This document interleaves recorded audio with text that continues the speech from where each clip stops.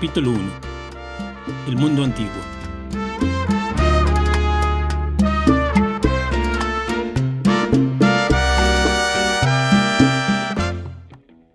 Me acuerdo. No me acuerdo. ¿Qué año era aquel? Ya había supermercados, pero no televisión. Radio tan solo. Las aventuras de Carlos Lacroix, Tarzán, El llanero solitario, La legión de los madrugadores, Los niños catedráticos, Leyendas de las calles de México, Panseco, el doctor I.Q., la doctora Corazón desde su clínica de almas. Paco Malgesto narraba las corridas de toros. Carlos Albert era el cronista de fútbol. El mago Septién transmitía el béisbol. Circulaban los primeros coches producidos después de la guerra. Packard, Cadillac, Buick, Chrysler, Mercury, Hudson, Pontiac, Dodge, Plymouth, DeSoto. Íbamos a ver películas de Errol Flynn y Tyrone Power a matinés con una de episodios completa. La invasión de Mongo era mi predilecta. Estaban de moda Sin ti, La rodilla, La burrita, La múcura, Amorcito corazón. Volvía a sonar en todas partes un antiguo bolero puertorriqueño. Por alto está el cielo en el mundo, por hondo que es el mar profundo. Por alto esté el cielo en el mundo, por hondo que sea el mar profundo. No habrá una barrera en el mundo que mi amor profundo no rompa por ti. Fue el año de la poliomielitis. Escuelas llenas de niños con aparatos ortopédicos. De la fiebre aftosa. En todo el país fusilaban por decenas de miles reses enfermas. De las inundaciones, el centro de la ciudad se convertía otra vez en laguna. La gente iba por las calles en lancha. Dicen que con la próxima tormenta estallará el canal del desagüe y anegará la capital. ¿Qué importa?, contestaba mi hermano. Si bajo el régimen de Miguel Alemán ya vivimos hundidos en la mierda. La cara del señor presidente en donde quiera. Dibujos inmensos, retratos idealizados, fotos ubicuas, alegorías del progreso con Miguel Alemán como Dios Padre. Caricaturas laudatorias, monumentos, adulación pública, insaciable maledicencia privada. Escribíamos 1000 veces en el cuaderno de castigos: debo ser obediente, debo ser obediente, debo ser obediente con mis padres y con mis maestros. Nos enseñaban historia patria, lengua nacional, geografía del DF, los ríos, aún quedaban ríos, las montañas, se veían las montañas. Era el mundo antiguo. Los mayores se quejaban de la inflación, los cambios, el tránsito, la inmoralidad, el ruido, la delincuencia, el exceso de gente, la mendicidad, los extranjeros, la corrupción, el enriquecimiento sin límite de unos cuantos y la miseria de casi todos. Decían los periódicos, el mundo atraviesa por un momento angustioso. El espectro de la guerra final se proyecta en el horizonte. El símbolo sombrío de nuestros tiempos es el hongo atómico. Sin embargo, había esperanza. Nuestros libros de texto afirmaban, visto en el mapa de México, tiene forma de cornucopia o cuerno de la abundancia.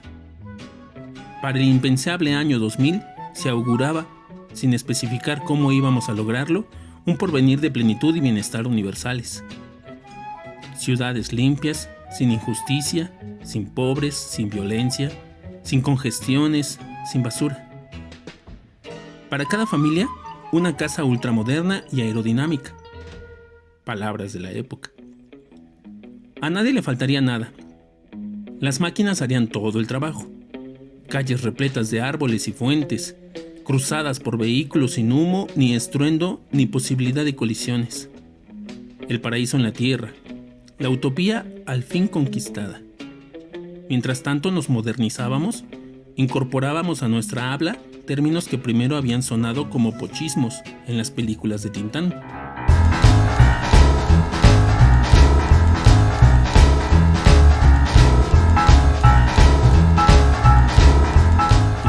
incesantemente, se mexicanizaban.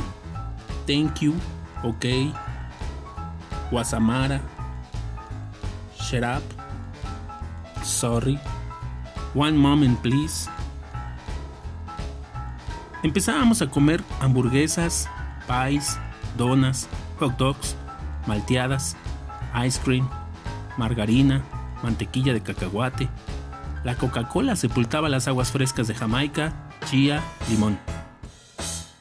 Los pobres seguían tomando tepache. Nuestros padres se habituaban al highball que en principio les supo a medicina. En mi casa está prohibido el tequila. Le escuché decir a mi tío Julián: yo nada más sirvo whisky a mis invitados. Hay que blanquear el gusto de los mexicanos. Capítulo 2. Los desastres de la guerra. En los recreos comíamos tortas de nata que no se volverían a ver jamás. Jugábamos en dos bandos, árabes y judíos.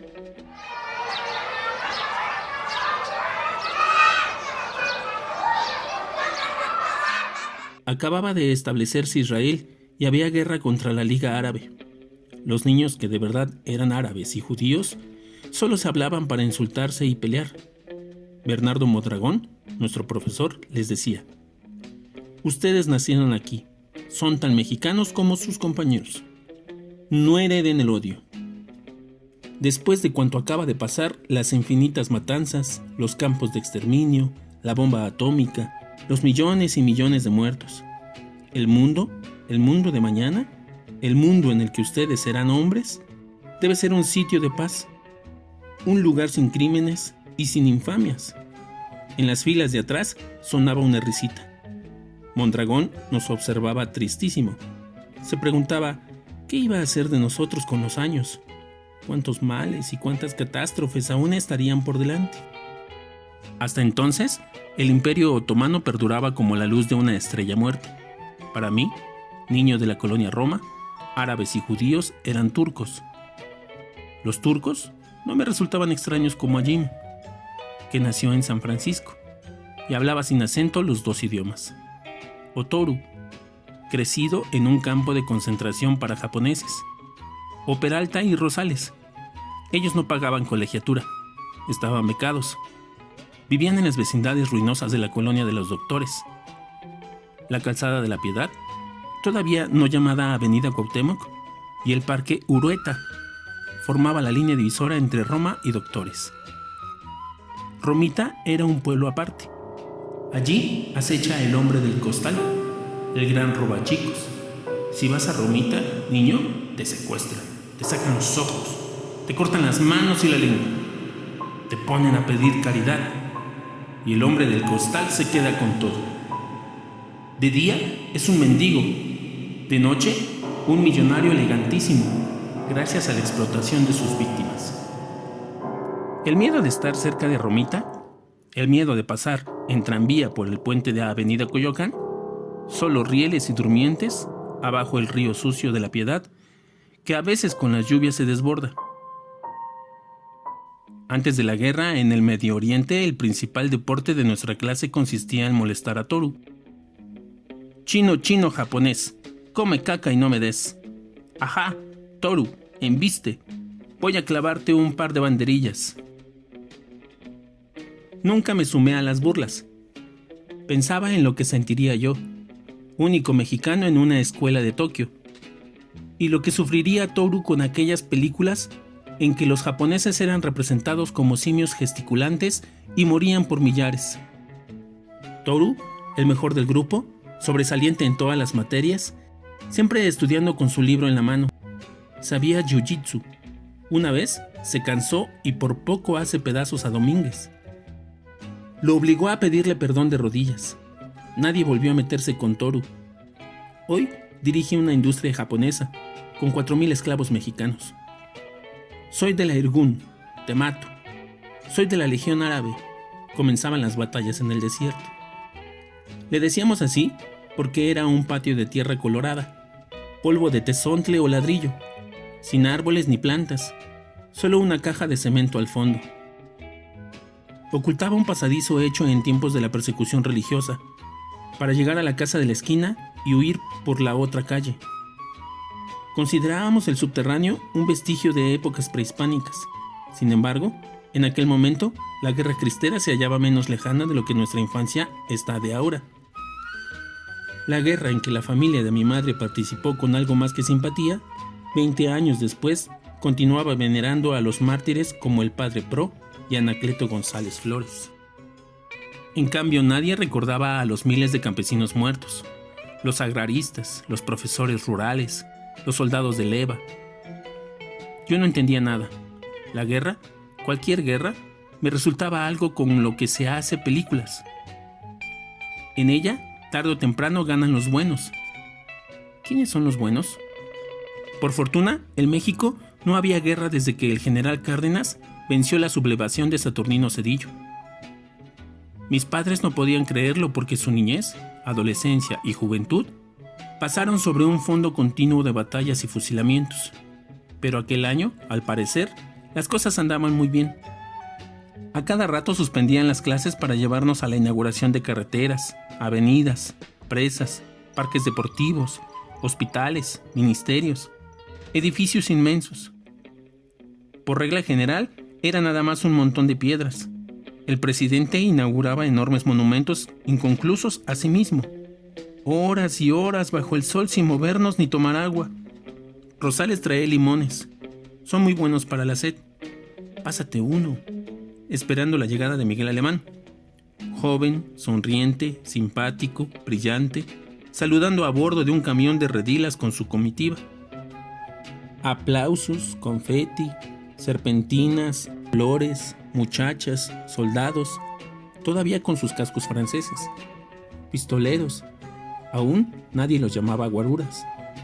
La eterna viejecita que rompe la valla militar y es fotografiada cuando se entrega al señor presidente un ramo de rosas. Había tenido varios amigos, pero ninguno les cayó bien a mis padres. Jorge por ser hijo de un general que combatió a los cristeros. Arturo por venir de una pareja divorciada y estar a cargo de una tía que cobraba por echar las cartas. Alberto porque su madre viuda trabajaba en una agencia de viajes y una mujer decente no debía salir de su casa. Aquel año yo era amigo de Jim. En las inauguraciones, que ya formaban parte natural de la vida, Jim decía: hoy va a venir mi papá. Y luego, ¿lo ven? Es él, el de la corbata azul marina. Allí está, junto al presidente alemán. Pero nadie podía distinguirlo entre las cabecitas bien peinadas con linaza o glostora. Eso sí, a menudo se publicaban sus fotos. Jim cargaba los recortes en su mochila. ¿Ya viste a mi papá en el Excelsior? Qué raro, no se parece en nada. Bueno, dicen que salía mi mamá. Voy a parecerme a él cuando crezca.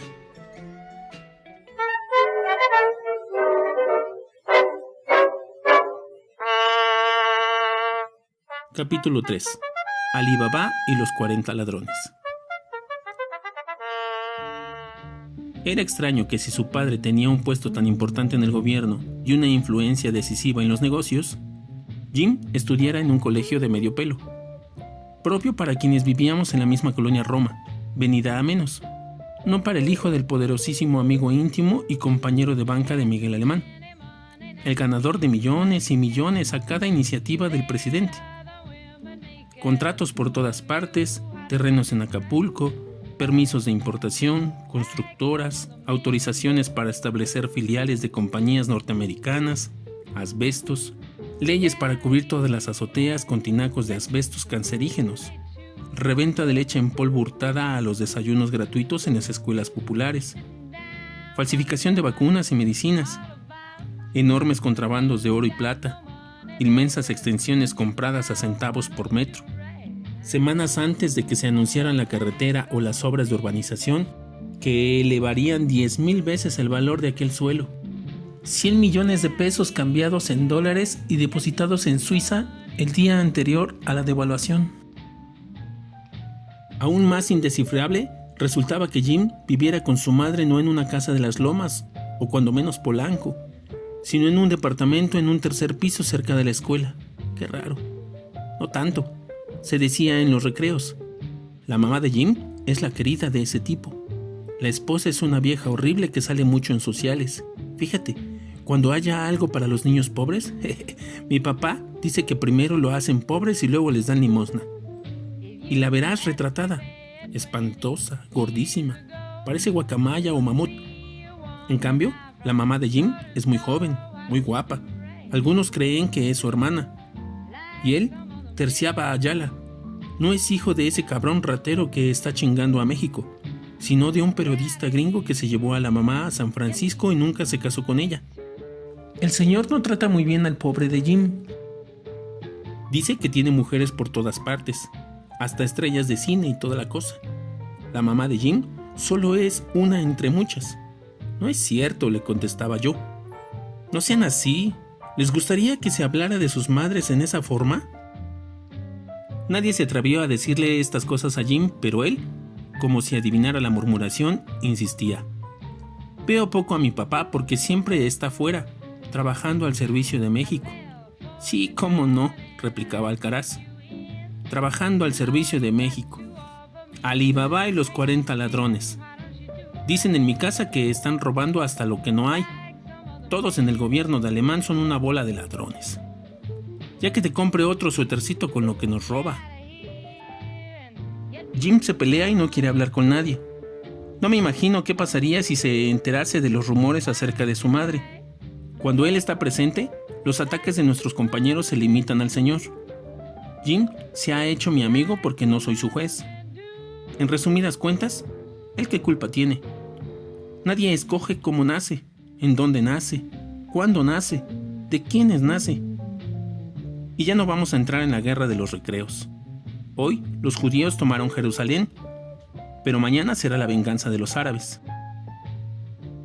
Los viernes, a la salida de la escuela, iba con Jim al Roma, el Royal, el Balmori, cines que ya no existen, películas de Lassie o Elizabeth Taylor adolescente, y nuestro predilecto, programa triple, visto 1000 veces, Frankenstein, Drácula, El Hombre Lobo, o programa doble, Aventuras en Birmania y Dios es mi copiloto.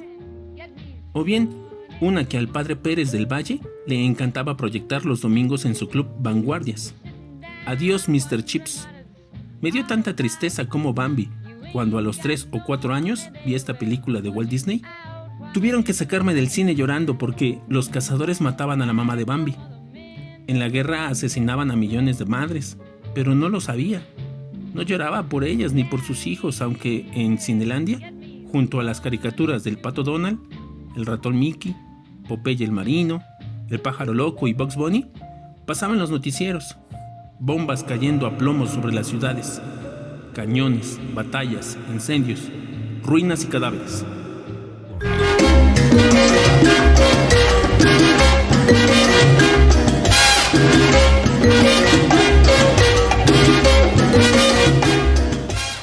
Capítulo 4. Lugar de en medio. Éramos tantos hermanos que no podía invitar a Jim a mi casa. Mi madre siempre arreglando lo que dejábamos tirado, cocinando, lavando ropa, ansiosa de comprar lavadora, aspiradora, licuadora, olla express, refrigerador eléctrico. El nuestro era de los últimos que funcionaban con un bloque de hielo cambiado todas las mañanas.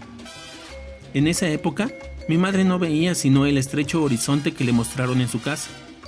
Detestaba a quienes no eran de Jalisco.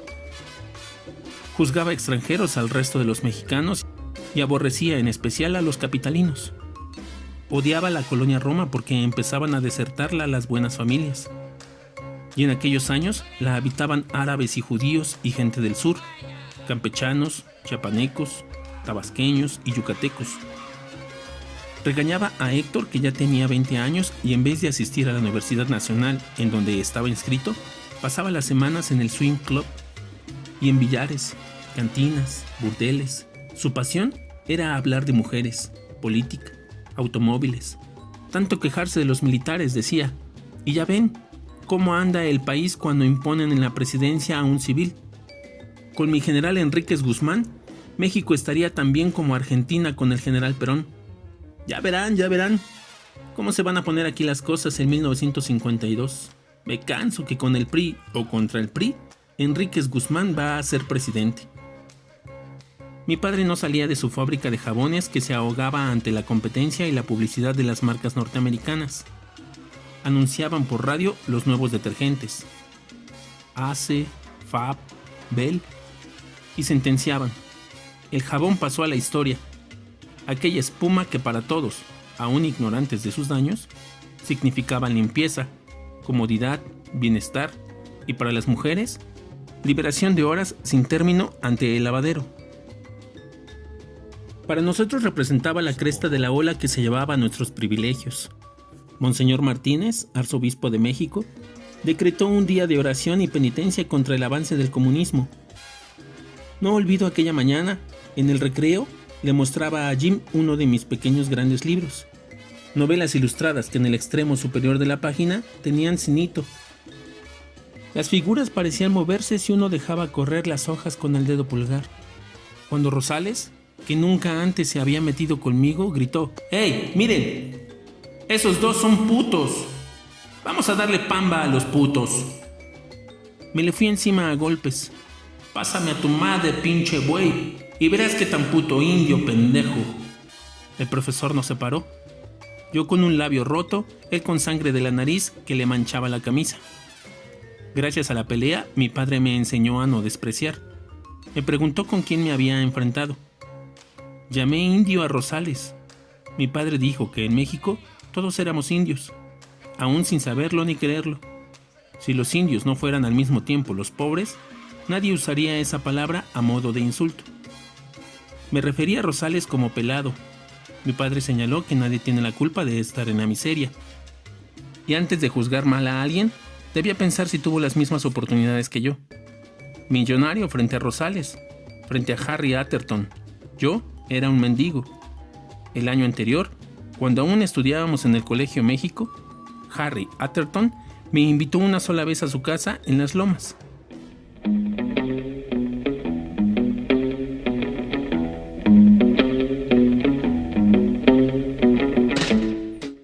Billar subterráneo, piscina, biblioteca con miles de tomos encuadernados en piel, despensa, cava, gimnasios, vapor, cancha de tenis, 6 baños.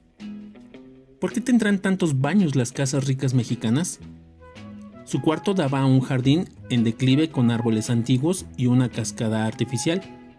A Harry no lo habían puesto en el americano, sino en el México para que conociera un medio de lengua española y desde temprano se familiarizara con quienes iban a ser sus ayudantes, sus prestanombres, sus eternos aprendices, sus criados. Cenamos. Sus padres no me dirigieron la palabra y hablaron todo el tiempo en inglés. Yippee-yay, there'll be no wedding bells for today. Honey, how do you like the little speak? Hey, Samijit isn't he? Oh, Jack, please. Maybe the poor kid is catching on. Don't worry, dear. He wouldn't understand a thing. Al día siguiente, Harry me dijo: voy a darte un consejo. Aprende a usar los cubiertos. Anoche comiste filete con el tenedor del pescado. Y no hagas ruido al tomar la sopa. No hables con la boca llena. Mastica despacio, trozos pequeños.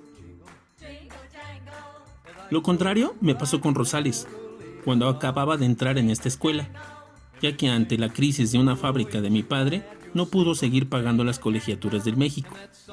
Fui a copiar unos apuntes de civismo a casa de Rosales. Era un excelente alumno, el de mejor letra y ortografía, y todos lo utilizábamos para estos favores. Vivían en una vecindad apuntalada con vigas.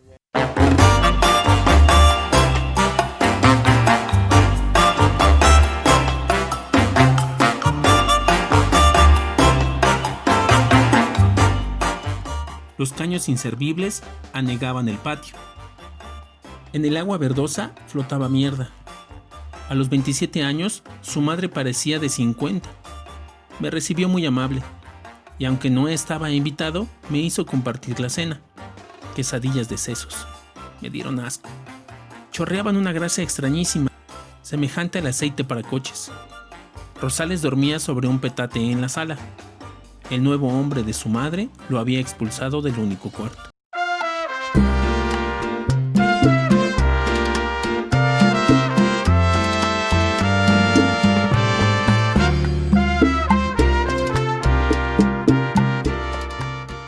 Pues bien, así concluye la primera parte del libro Las batallas en el desierto.